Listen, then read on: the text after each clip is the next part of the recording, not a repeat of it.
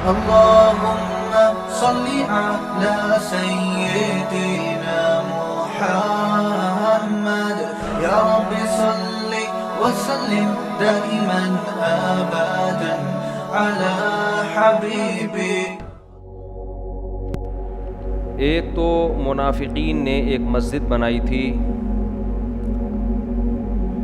اور اس مسجد میں بیٹھ کر وہ نبی صلی اللہ علیہ وسلم کے خلاف سازشیں کیا کرتے تھے. تو اللہ نے نبی صلی اللہ علیہ وسلم کو حکم دیا کہ آپ یہاں کبھی بھی نماز نہ پڑھیں، اور اس کو نام دیا مسجد ضرار، نقصان پہنچانے والی. اور اس کے مقابلے میں مسجد نبوی کا ذکر کیا یا مسجد قباء کا، کہ جس مسجد کی بنیاد تقوی اور اللہ کی رضا پر ہو آپ اس میں نماز پڑھا کریں. تو اس سے ہمیں ایک بات پتہ چلتی ہے کہ بعض دفعہ دین کے لیبل پہ بھی لوگوں کو نقصان پہنچایا جاتا ہے. آج لوگ یہ بات سمجھتے نہیں ہیں. جہاں بھی دیکھا چار دیواری ہے، اس میں کچھ یتیم بچے قرآن پڑھ رہے ہیں، وہاں جا کے محتمم کو چندہ دینا شروع کر دیا. تحقیق کرتے کہ ایسا تو نہیں ہے کہ یہ بندہ 2 نمبر ہے اور اس نے چار دیواری کے نام پہ پیسہ کمانے کا ایک ادارہ بنایا. وہ بہت آسان ہے. پاکستان میں آپ کوئی پلاٹ خریدیں، چار دیواری کھڑی کریں، اس پہ کوئی یتیم بچوں کو لا کے ڈال دیں، قاری صاحب کو بٹھا دیں تنخواہ پہ. وہ قاری صاحب تو بیچارہ اخلاص سے پڑھاتا رہے گا، لیکن آپ اس کے نام پہ جو کروڑوں روپے کماؤ گے وہ آپ جانو اللہ جانے. لوگ کہتے ہیں رسیدیں کٹ جاتی ہیں، تو رسیدیں کاٹنا 10-10 20-20 رسیدیں چل رہی ہوتی ہیں. رسیدوں کے نام پہ تو رسیدیں تو کوئی بھی بنا سکتا ہے. تو پھر جب ایسے مدرسوں میں کوئی غلط کام ہوتا ہے، کوئی چوری ہوتی ہے، کوئی بدفعلی ہوتی ہے، تو بدنام کرتے ہیں دیکھو دینی مدرسے ایسے ہوتے ہیں. دینی مدرسے خراب نہیں ہوتے، نہ دینی طلبہ خراب ہوتے ہیں. خراب لوگ بعض دفعہ دین کا لیبل لگا لیتے ہیں. خراب لوگ بعض دفعہ مدرسے کے نام پہ دکان چلاتے ہیں. اس کا مطلب یہ نہیں ہوتا کہ دینی مدرسے خراب ہوتے ہیں یا مدرسے میں پڑھنے والے بچے خراب ہوتے ہیں. بعض خراب لوگ مدرسوں میں آ جاتے ہیں، بعض خراب لوگ مدرسہ بنا لیتے ہیں.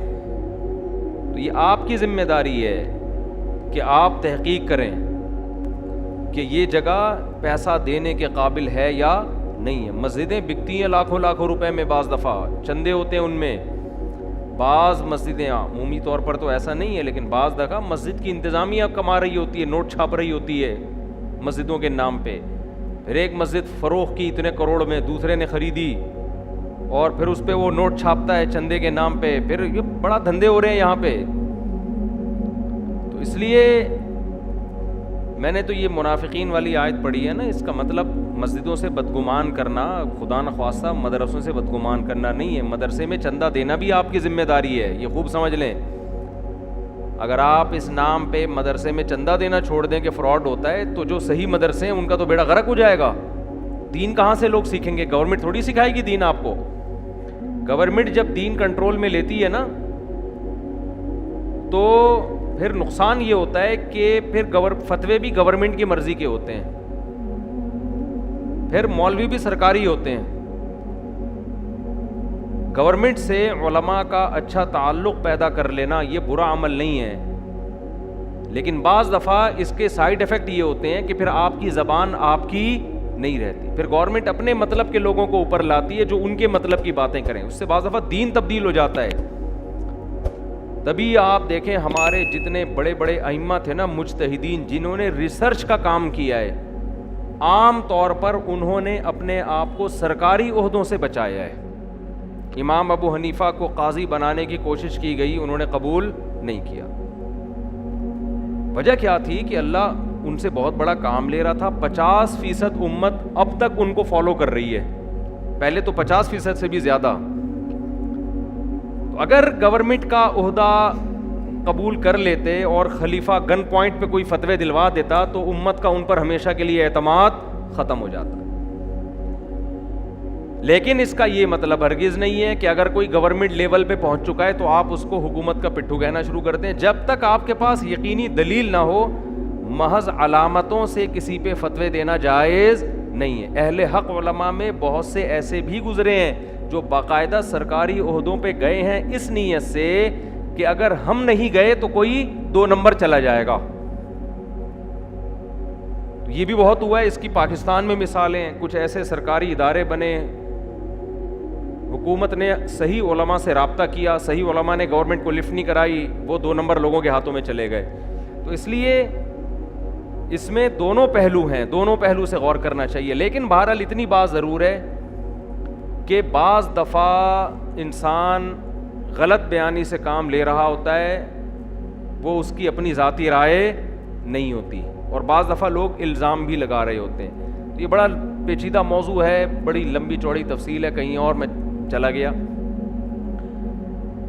سعودی عرب کی حال دیکھ لیں نا آپ. سعودی عرب کا, سعودی عرب میں آج سے تقریباً میرا خیال ہے 1980s کی بات ہوگی, 80 سے لے کر 89 تک سعودی عرب میں کچھ مسائل میں تحقیق ہوئی تھی جہاں اکثریت علماء نے ایک رائے قائم کی, مگر مشہور جو فتویٰ سعودی عرب میں ہوا ہے وہ اس کے خلاف ہوا ہے.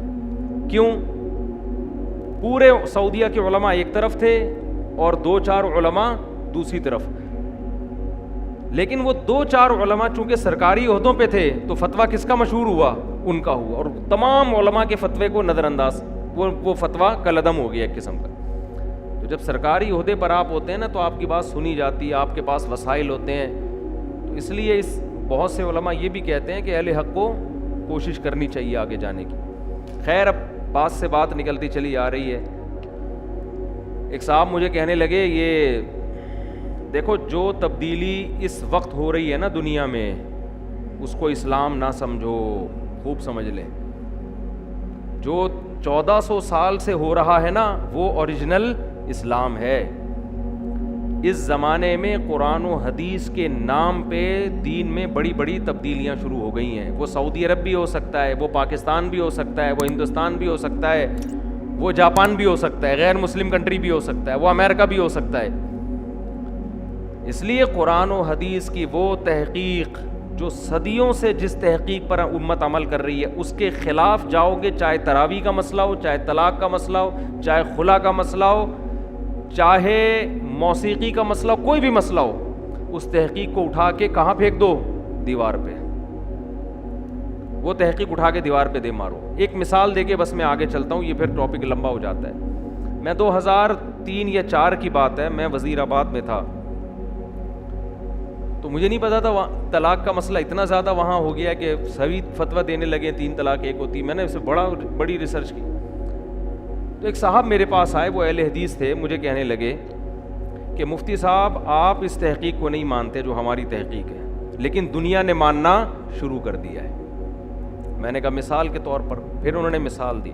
سوڈان میں 1900 فلاں میں اسمبلی نے قانون پاس کیا کہ اکٹھی 3 طلاقیں 1 شمار ہوں گی آج کے بعد سے.